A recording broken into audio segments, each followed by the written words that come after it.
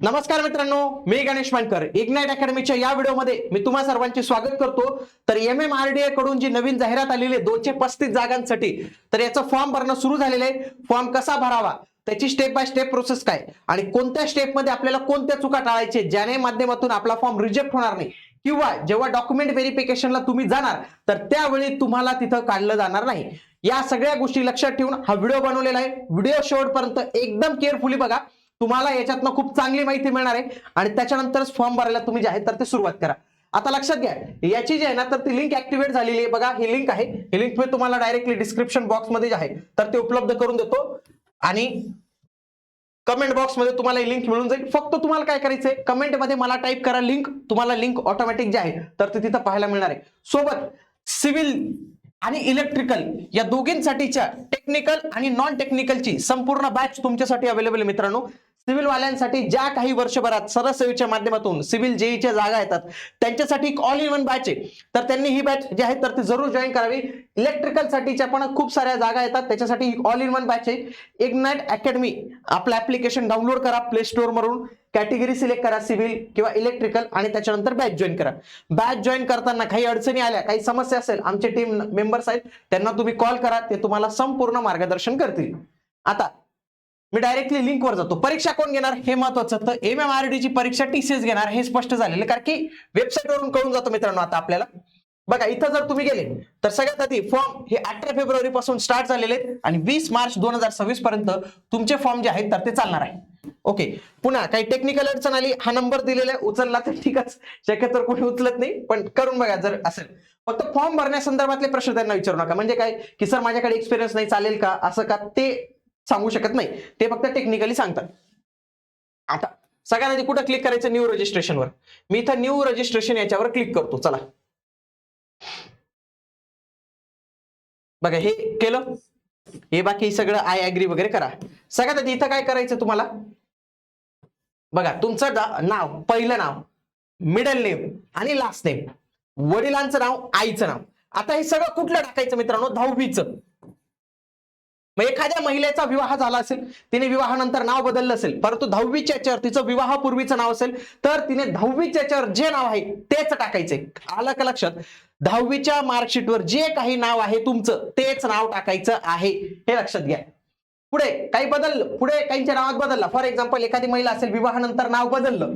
बघा, प्रत्येक महिला विवाहानंतर नाव बदलते असं आहे का? नाही, काहीच बदलतात. किंवा काहींची 10वीच्या मार्कशीटमध्ये संदीप डबल ई आणि काहींचा आहे, असे काही प्रॉब्लेम झाले असतील तर त्यांनी देखील काय करायचं, येस म्हणायचं. इथं येस म्हणायचं आणि तुमचं जे बदललेलं नाव आहे ना ते टाकायचं. म्हणजे फॉर एक्झाम्पल एखाद्या महिलेचं नाव लग्नानंतर त्यांनी बदलून टाकलं, त्यांच्या हस्बंडचं आणि सासरचं कुळ लावलं तिने, तर तिले जे आहे तर ते इथं त्याचं पूर्ण नाव टाकायचं. ज्यांनी नावात काहीच बदल केलेला नाही त्यांनी नो म्हणायचं, फक्त काय म्हणायचं, नो म्हणायचं.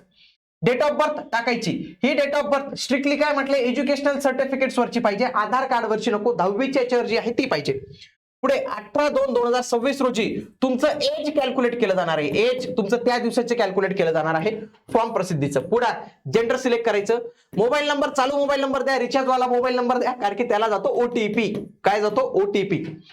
पुढे ईमेल आयडी द्या. ईमेल आयडी फार महत्वाचं आहे, भविष्यात तुम्हाला शेवटी सगळं कम्युनिकेशन ईमेल आयडी वरच होतं. ईमेल आयडी चालू द्या किंवा त्याचा पासवर्ड माहिती पाहिजे. परीक्षा केंद्र सिलेक्ट करायचे, भरपूर परीक्षा केंद्र दिलेले आहेत. फॉर एक्झाम्पल मी पहिलं नाशिक करतो, चला. दुसरं अमरावती, तिसरं छत्रपती संभाजीनगर, हे 3 केले. इथं टिक करायचं. OTP वर क्लिक केल्यानंतर OTP मोबाईलला, ईमेल आयडी जाईल, मोबाईलला गेला तर तो OTP लगेच टाकायचा आहे. त्याच्यानंतर ऍग्रीवर क्लिक करायचं, हा कॅप्चा कोड टाकायचा आणि इथं रिव्हेरीफाय करायचं. रिव्हेरीफाय केल्यानंतर तुम्ही आता जी माहिती भरलेली आहे ती सगळी एकदा येते, तिथं टिक करायचं आणि चेक करून घ्यायचं माहिती बरोबर आहे का नाही. जर बरोबर नसेल तर तुम्हाला ती माहिती एकदा चेक करून घ्यावी. आता बघा सांगतं, the information one submitted can not be modified करता येणार नाही, आताच 4 वेळा चेक करून घ्या. त्याच्यानंतर तुमचं ऍप्लिकंट डिटेल्स आणि अप्लाय पोस्ट. आता काय झालं, तुमचं log in ID password create झालेला आहे. आता तुम्हाला पोस्ट साठी अप्लाय करायचं, मग मी इथं क्लिक करेल, पोस्ट, अप्लाय पोस्ट. इथं मी click here for apply new post, इथं मी क्लिक करणार आहे. आता पुढं, आता माझा फॉर्म जो आहे ना 5 स्टेप्स मध्ये भरला जाणार आहे. पहिल्या स्टेप्स मध्ये मी माझी वैयक्तिक माहिती भरली. दुसऱ्या ह्याच्यात समांतर आरक्षणाविषयीची माहिती असते.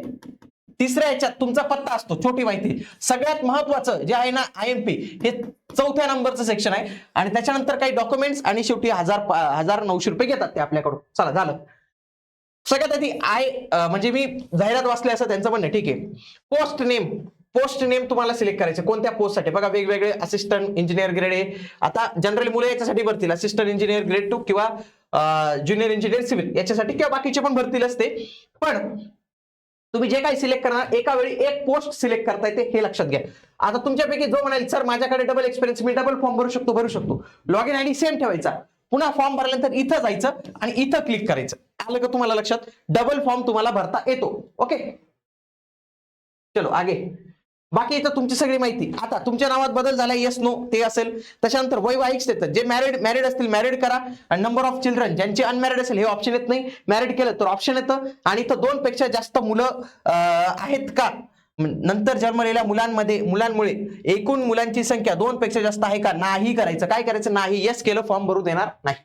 पुढे डोमेसाईल विषयी माहिती भरायची. मग सर्टिफिकेट तुम्हाला कोणी दिलं ते प्राधिकरण सांगा. मग तिथं खाली असतं बघा सब डिव्हिजनल मॅजिस्ट्रेट वगैरे असं काही असतं, ते कोणत्या तारीख झाली आणि त्याचा सिरियल नंबर काय हे सांगायचे. पुन्हा तुमची कास्टची कॅटेगरी मग इथून निवडायचे, ओबीसी एससी एसटी एनटी काय असेल ते निवडायचं. कोणत्या कास्ट मधून अप्लाय करायचं ते निवडायचं. सर्टिफिकेट कोणी इश्यू केलं ते अथॉरिटीचं नाव, व्यक्तीचं नाव नाही अथॉरिटीचं नाव, डेट, अनुक्रमांक. नेक्स्ट नॉन क्रिमिलियर हे महत्वाचे. OBC, NT, VJ, SBC, SCBC यांना काय लागतं? Non creamy layer. ज्यांनी ईडब्ल्यू सिलेक्ट केलं असेल ईडब्ल्यू, एससी एसटी वाल्यांना लागत नाही. पुढे आता तुमचं एकच आयडी प्रूफ घ्यायचं, जास्त काही नाही म्हणायचं. इथं नो नो नो नो करायचं, एक कोणतं तरी घ्यायचं, त्याची माहिती भरायची, एकच भरायची, जास्त नाही टाकायची. येस म्हणायचं, 7 नेक्स्ट म्हणायचं. आता ही तुमची पहिली माहिती झाली बरं का. बघा हे ग्रीन झालं म्हणजे काय? सक्सेसफुली सेव्ह झालं. मी पुढचं ओपन करेल ऍडिशनल डिटेल्स मध्ये शक्यतोवर जे समांतर आरक्षण असतं त्याच्याविषयीची माहिती असते. पहिलं काय? आत्महत्याग्रस्त शेतकऱ्यांची पाल्ले आहात का, असेल तर माहिती भरावी लागेल. त्याच्यानंतर तुम्ही ऑलरेडी कुठे जॉबला आहात का ते विचारलं जातं. येस असेल तर माहिती भरायची. प्रकल्पग्रस्त आहात का, येस माहिती भरायची. नो असेल तर काही नाही. भूकंपग्रस्त आहात का, येस माहिती भरायची. अंशकालीन कर्मचारी आहेत का, येस किंवा नो भरायचं. माजी सैनिक आहात का, येस किंवा नो. येस असेल तर माहिती भरून टाकायची. क्रीडा व्यक्ती आहात का, क्रीडा असेल तर लगेच सगळी माहिती असते. नो असेल तर काहीच विचारलं जाणार नाही. पुन्हा दिव्यांग व्यक्ती आहेत का, नो केलं तर काहीच नाही, येस केलं तर सगळी माहिती भरावी लागेल. पुढे स्वातंत्र्य सैनिकांनी नामनिर्देशित केलेले पाल्ले आहात का, 1991 94चे जनगणना कर्मचारी आहात का असं विचारलं जातं. असेल तर येस म्हणायचं. पुढे अनाथ असतील तर येस म्हणायचं, माहिती भरायची. नो असेल तर पुढे जायचं, काही प्रॉब्लेम नाही. त्याच्यानंतर या आधी कोणत्या एक्झाम मधनं तुम्हाला डिबार केलेलं आहे का, येस किंवा नो. येस केलं तर कारण तुम्हाला लिहायचंय. पुढे तुम्ही MMRDA चे कर्मचारी आहात का ते इथे विचारले, कारण की त्यांना एजचा काहीतरी क्रायटेरिया काही आहे वाटतं. बघा त्याच्यानंतर तुम्ही कुठले बंधपत्र द्यावे लागेल सुरक्षेच्या, काही बॉन्ड, काही लिगल केस चालू आहेत का, काही हाणामाऱ्या केल्या आहेत का त्याच्याच विषयीची 7 नेक्स्ट करायचं. 7 नेक्स्ट केलं. बघा ही पण माहिती भरली गेली, माझी ही झाली. आता पत्ता भरायचा. पत्ता शक्यतो तुम्हाला सांगतो आधार कार्डवर जो पत्ता आहे ना तो टाकायचा. तुमच्या आधार कार्डवर जो पत्ता आहे तोच तुम्ही इथे टाकायचा. हा भरला गेला पत्ता. सगळ्यात महत्वाचं सुरू झालं क्वालिफिकेशन आणि एक्सपिरियन्सचा. सगळ्यात आधी MSCIT येस किंवा नो. नो केलं तरी फॉर्म भरता येतो, काही इश्यू येत नाही बरं का त्याचा. पुढे 10वीची माहिती टाकायची. त्याच्यानंतर 12वीची माहिती टाकायची. ज्यांचा डिप्लोमा असेल ते डिप्लोमाची माहिती टाकतील. ज्यांची डायरेक्ट डिग्री असेल ते टाकतील. काहींचं एमटेक झालेलं असेल ते एमटेक वगैरे सगळी माहिती तुम्ही टाकू शकतात. आता इथं जो अनुभव आहे, मी काय सिलेक्ट केलं माहितीये का, जेई सिव्हिल सिलेक्ट केलं, ग्रेड असिस्टंट ग्रेड 2. म्हणजे मला हे बघायचं होतं एक्सपिरियन्स मागतं का. त्यांचं काय म्हणणं आहे, एक्सपिरियन्स विल प्रिफर्ड, म्हणजे ते एक्सपिरियन्स त्यांनी बंधनकारक करून दिला बरं का. म्हणजे आता तो नंतर निघेल काय निघेल ते नाही माहिती, पण आत्ताच्या क्षणाला मी जेव्हा फॉर्म भरून पाहिला त्यांनी तिथं एक्सपिरियन्स हा मॅन्डेटरी करून दिलाय. मला वाटलं प्रिफर्ड म्हणजे काय, फक्त असेल तर टाका. इथं रेड करून दिलेले, रेड म्हणजे तो सिलेक्ट करावा लागतो. आणि इथं पण रेड असल्यामुळे बघा इथं मला माहिती भरावीच लागते, माझी कधी सर्व्हिस झाली कधी नाही. तर हे सगळी माहिती तिथं भरणं बंधनकारक केलेले, म्हणजे 2 वर्ष अनुभव इथं यांनी हा बंधनकारक केलेला आहे सिव्हिलसाठी. बघा 7 नेक्स्ट केलं. पुढे आता खऱ्या अर्थाने डॉक्युमेंट. सगळ्यात आधी तुमचा पासपोर्ट साईजचा फोटो, त्याच्यामध्ये एक लाईव्ह फोटोग्राफ पण निघतो, म्हणून तुमच्या लॅपटॉपला किंवा तुमच्या पीसीला कॅमेरा असणे आवश्यक आहे. नसेल तर मोबाईल मधून लॉग इन करायचं, फोटो काढायचा, लॉग आउट करून पुन्हा तिकडे जायचं, सही अपलोड करावी लागणार आहे. बघा 10वी, तुमचे 12वीची मार्कशीट आणि त्याच्यानंतर domicile, experience, caste, non creamy layer, PAN card सगळं, आणि पदवीचे मार्कशीट, या सगळ्या काही गोष्टी लागणार आहे. ज्यांचा एक्सपिरियन्स असेल त्यांच्याकडनं एक्सपिरियन्स सर्टिफिकेट इथं मागतंय का बघू दे एक मिनिट. एक्सपिरियन्स सर्टिफिकेट काही इथं दिसलं नाही. ओके, डिग्रीचे सगळे सेमिस्टरचे, म्हणजे एक्सपिरियन्स आहे बा. अपलोड एक्सपिरियन्स सर्टिफिकेट काय करून दिले, मॅन्डेटरी आहे बघा, रेड केलेले म्हणजे काय, भरणं गरजेचं आहेच आपल्याला. 7 नेक्स्ट केलं, फॉर्म भरला गेला, पैसे भरले, फॉर्म भरला गेला. आता ही परीक्षा टीसीएस घेणार आहे. टीसीएस नुसार जर तुम्हाला तयारी करायची असेल तर त्याच्यासाठी आपलं टीसीएस एक्झाम गाईड नावाचं पुस्तक आहे. 4700 प्रश्न. हे जर प्रश्न तुम्ही व्यवस्थित पद्धतीने सॉल्व्ह केले ना, टीसीएसच्या नॉन टेक्निकलचा पार्ट तुमचा बऱ्यापैकी कव्हर होऊन जातो डायरेक्टली, किंवा तुम्हाला पॅटर्न कळतो की हा आहे, आणि त्याच्यानुसार तुम्ही जर काही घटक अभ्यासले ना, तुम्हाला नॉन टेक्निकल मध्ये खूप चांगले गुण जे आहेत तर ते येतात. आजच हे पुस्तक जे आहे तर ते तुम्ही ऑर्डर करू शकतात, की आपल्या पुणे, संभाजीनगर आणि नाशिक या 3 ठिकाणी आपल्या डायरेक्टली ब्रांचेस आहेत. तिथं जाऊन तुम्ही हे पुस्तक डायरेक्टली विकत घेऊ शकतात, हे लक्षात घ्या.